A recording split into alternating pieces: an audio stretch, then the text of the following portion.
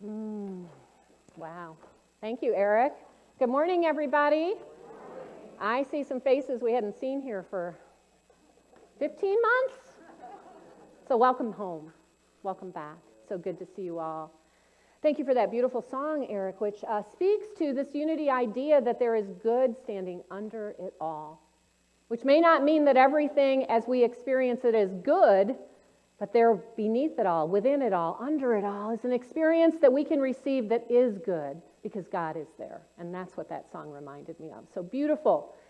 We are starting a new series today, but before we go there, those of you who were here last week for the YOU and their beautiful service that they did, Corey put a challenge out there for you. He gave you all a sacred practice, a spiritual practice. So last week you were to notice when your thoughts are on regrets or wishful thinking, those kinds of ideas, and make a conscious choice to turn it around. And Corey said he'd be watching today, so hello, Corey. And I heard his challenge. He says, I'm going to hear how you have done this. So it's been a while since we brought back how did you practice this past week? So does anybody have something you would like to share? So I'm going to ask for that mic for a moment. You can have it. Thank you, Eric. Perfect. All right, Greg. It'll come. Okay. Well, it wasn't a conscious effort until about 7 o'clock last night. And I was visiting Tim Ulowitz for Jacob's graduation and ran into someone I had not seen in 40 years. Wow. It was a common friend, unbeknownst to me, of Tim and myself. Wow. And when you run into someone you haven't seen since high school, it brings back all the what-ifs in your mind. Yeah. And I had to make a conscious effort to let that go. Yeah. It's good for you, Greg. I bet it was way more fun then when you let that go. Anybody else? Anybody else got one? Oh, I see you, Jesse and Marilyn. Okay, we're going to do two just because we're bringing it back. It'll be here for the next 6 weeks for sure. Good morning. Hi, everyone. Well, I had a challenge this week, and my first instinct was I was very angry and hurt. And wow, I do not like being angry. I'm telling you, it was horrible. So I immediately turned to prayer. But it was like a little fire, and it just wasn't going away. But I kept turning it over, and I'm reading The Untethered Soul, and that idea of stepping back and being the observer. And I also called Silent Unity. I had prayers said, like the perfect gentleman saying a prayer for me, and just gave me this beautiful affirmation that just quelched that anger and is helping me to stay focused and positive and knowing that God's in it all as well. Yay, Marilyn. Awesome. We share these. I have you share these because I want you to inspire one another. This is good stuff. Jesse. Okay, when I started the week this week, some of you know my new-to-me car already had a major repair. And I have almost no money left. And I didn't even have a mechanic to run her to anymore because she's not a Toyota. So I decided on Monday I could live in fear, or I could say, God's got this. Just be open. God's got this. Just be open. And it happened. My car is now fixed. Drove her here today. And it's just a wonderful thing how so many people and things came together to find the right mechanic, and it's just a wonderful thing. Beautiful, Jesse. God's got this. Just be open. All right, there's your inspiration from those who come and attend here so that you can take on their ideas and begin to ask, how can I apply those in my own life? Thank you, Eric. All right, so today we're starting a new series called Sacred Earth, Sacred Work. And it's based on the ideas that Matthew Fox has brought us about original blessing. So how many of you grew up in traditional Christianity where you learned about original sin? Yeah, pretty much everybody, right? Do you know that Christianity is the only religion that speaks about original sin? That Jesus, as a Jew, had no concept of original sin? That original sin was an idea that began with St. Augustine in the 3rd century, and that we have taken on as Christianity, not in unity, but as in traditional Christianity, as our true nature. Our true nature being that we are fallen, that we have a sinful nature, and that we are here living in a fallen world. Now, of course, unity does not teach this, and Matthew Fox did not teach this. Instead, what we are taught is the idea of original blessing. That you and I, and indeed all of creation, have within us this original goodness that is God, that is divine, that is our true nature, and that our true nature is not one of sinfulness. We can read about that in Scripture. It's in the very first book of the Bible. In the book of Genesis, as God is creating every day that He creates, she creates, it's declared good. So the heavens were created, and the earth was created, and the waters were created, and the lights and the sky were created, and every day that creation happened, what did God say? It's good.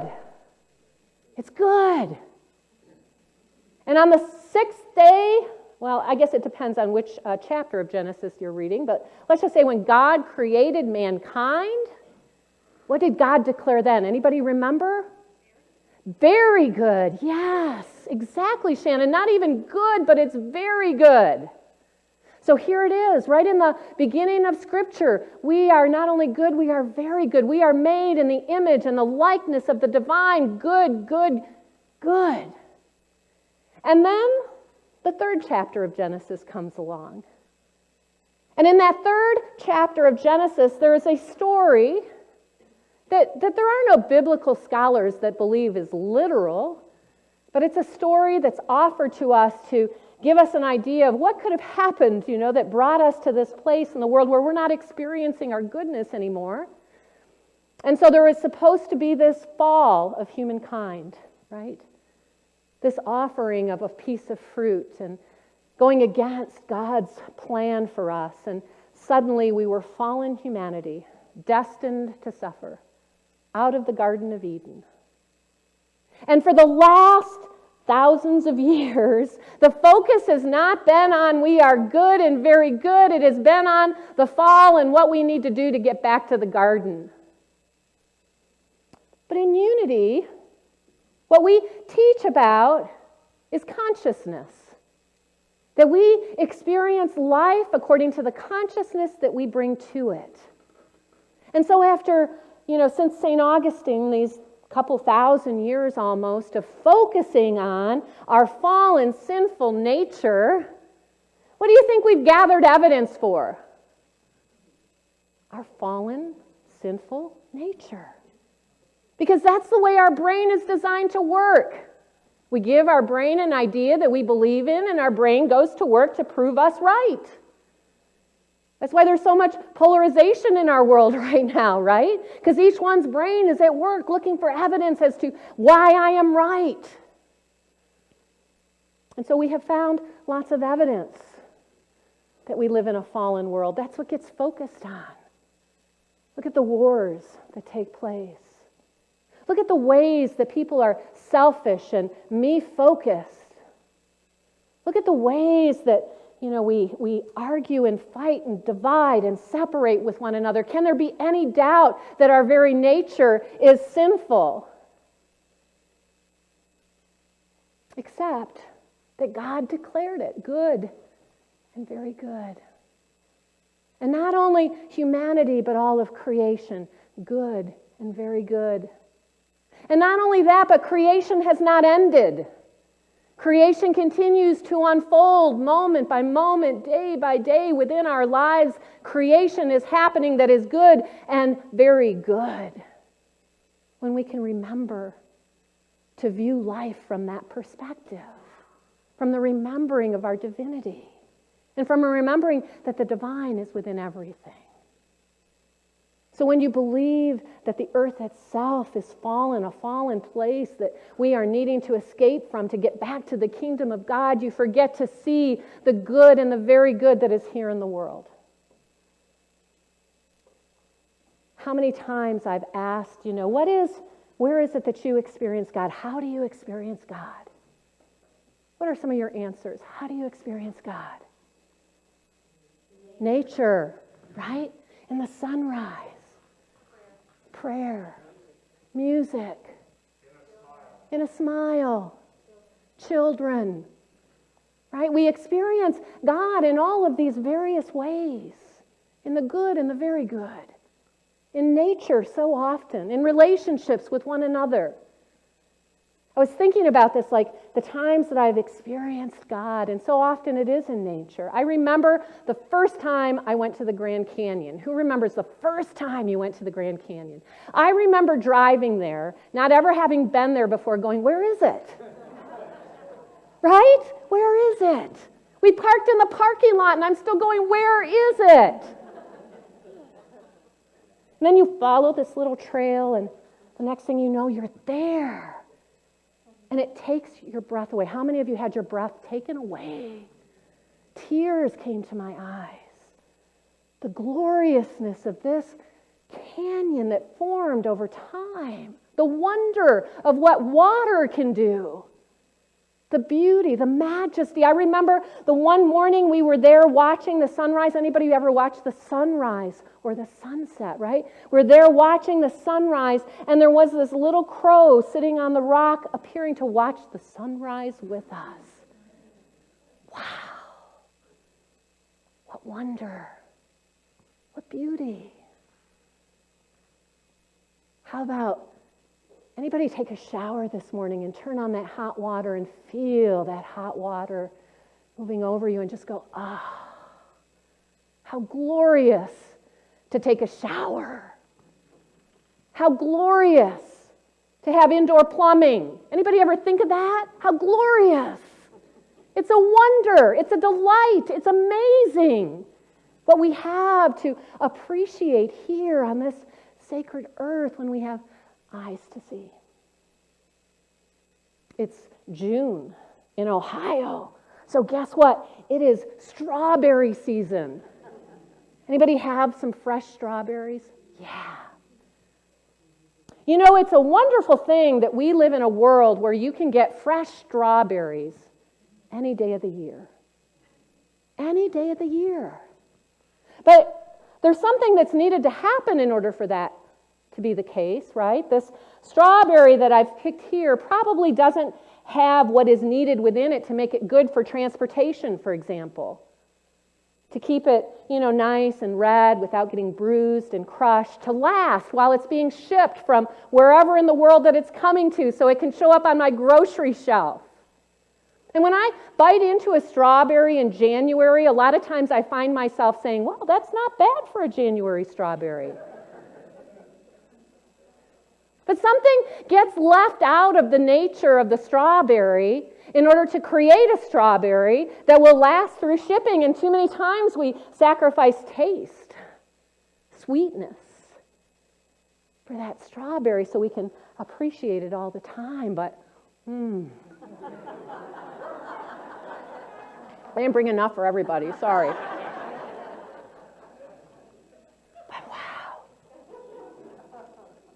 So good, this strawberry, right? Because the intelligence of the divine is within all of nature, and the intelligence of the divine made us perfect strawberries. Of course, humanity and its impatience and its needs have said, no, I want strawberries all the time, not just in June. So we have them. They just don't taste as good. But there is this beauty, this divinity, this wonderfulness that we can experience in every moment of every day when we recognize and realize the original blessing, this sacredness of our experience, the sacredness of earth. Original blessing. What does it take to bless? What does it take to be a blessing? I was thinking about that. And I was thinking about how a blessing involves relationship. I have a story for you that I read this week from a Catholic priest, Henry Nouwen, who is from the Netherlands. and was in academia for a while, but left academia behind. And he went to join as a chaplain the L'Arche community, which supports adults with both mental and physical challenges. And so he was there as their chaplain one day, and there was a circle of people around him, and one of the women raised her hand and said, "I want a blessing." And so Henry didn't say anything. He just went to the woman and he put a little cross on her forehead, right? There's a blessing. And the woman said, "It didn't work. I don't feel anything." And Henry didn't know what to do, so he just went on and gave his talk, whatever he was talking about with them. And then at the end of his talk, he said, "Janet wants a blessing." And Janet got up from her chair, and she came over to Henry, and she leaned her head against his chest. And Henry just naturally put his arms around her and said something like, "Janet, you are loved. You are important. You are good." And Janet backed up from that embrace and said, with this big beaming smile, "Thank you. I remember now." And a blessing occurred in that moment. Do you hear it? There's an exchange that happens. When we bless one another, when we bless creation, when we bless ourselves, as Myrtle Fillmore did. You know, her healing came because she blessed every organ of her body. Now, the relationship was singular. It was just Myrtle and her body, but it was her relationship between her body and her mind, which had for years believed it was less than. But in that moment, Myrtle realized, no, these organs are sacred and holy and filled with the intelligence and the life that is God. And in that moment, there's an exchange that's happening. The truth is once more being revealed, and the blessing occurs. Relationship must happen if a blessing is to happen. Whether that relationship is you with you, or you with another, or you in community. We bless one another when we see and know and call forth the truth in one another. You are good and very good, Lynn. You are good and very good, Christy. You are good and very good, Candy. You are good and very good, Eileen and Greg and Hamp and Jennifer and everybody here. You are good and very good. And when we can live into that, then we are living sacred work, revealing the original blessing that we are.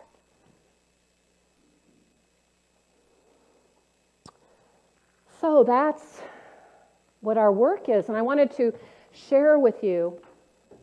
It kind of, I almost thought, well, we've already heard this because Eric's song spoke to this.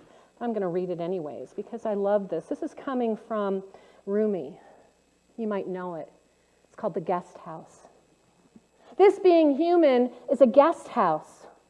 Every morning, a new arrival, a joy, a depression, a meanness. Some momentary awareness comes as an unexpected visitor. Welcome and entertain them all, even if they're a crowd of sorrows who violently sweep your house empty of its furniture. Still treat each guest honorably. He may be clearing you out for some new delight.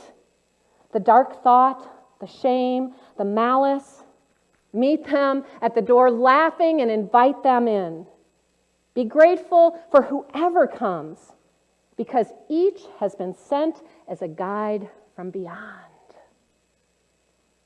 See, we get into trouble when we say life must be this and not that. This is good, this is bad, this is not a blessing, this is a blessing. But when you recognize that life is good and very good, and that you and I are good and very good, that the very essence of what we are is divine, then you recognize that every single moment provides you an opportunity to discover the gift and to ask, how am I going to show up in that? And what am I going to create from that? Because as I said when I began, we can focus on the problem that Christianity has defined as original sin. We can focus on the problem and keep seeing the problem and keep seeing the problem and keep seeing the problem. But gosh, even Albert Einstein said you can't solve a problem from the level of consciousness that created the problem.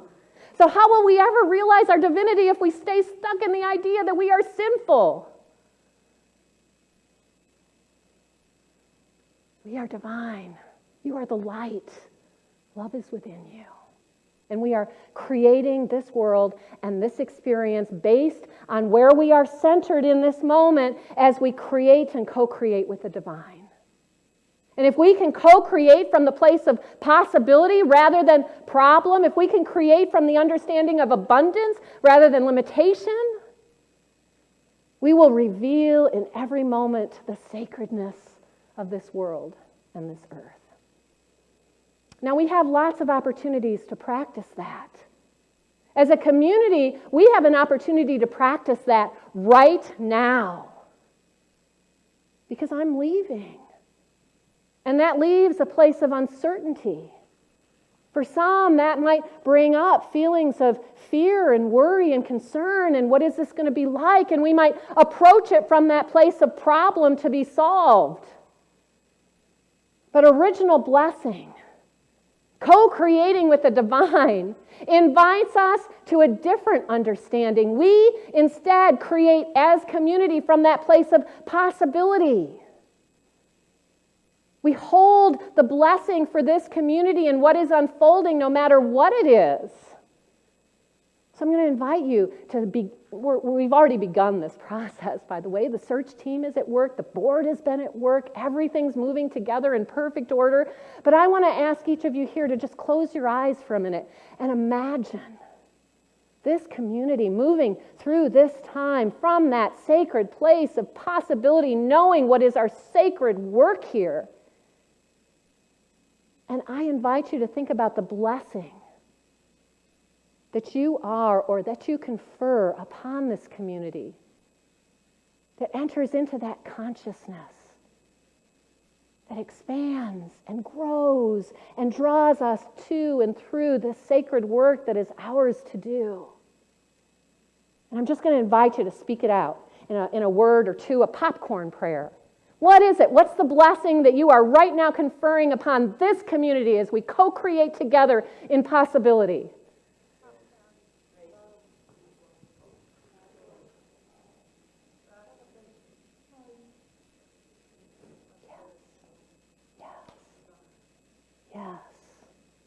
Yes, yes, and yes.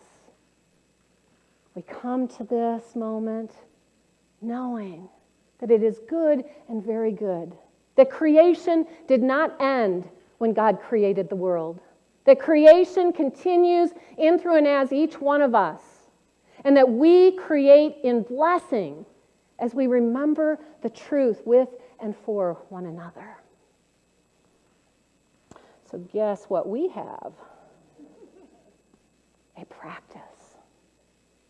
In this first week of our series on creation spirituality, we focus on the idea of original blessing. The universe and all life within it is fundamentally a blessing, fundamentally good, and created to flourish, including us, including this community, including this country, including this world. We were designed to flourish. Life in all its joys and struggles is a blessing. Welcome it all, Rumi says. How might which means it is something worth sharing. So how might moving through your week with an eye for recognizing goodness and blessing transform your experience of life? Set the intention to look for the blessing everywhere this week. Everywhere. Even those places where it's hardest to see, especially in those places where it's hardest to see. Who's with me? Yay.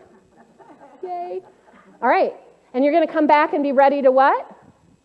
Share next week. Yes. Because it is good and very good. Thank you, and God bless.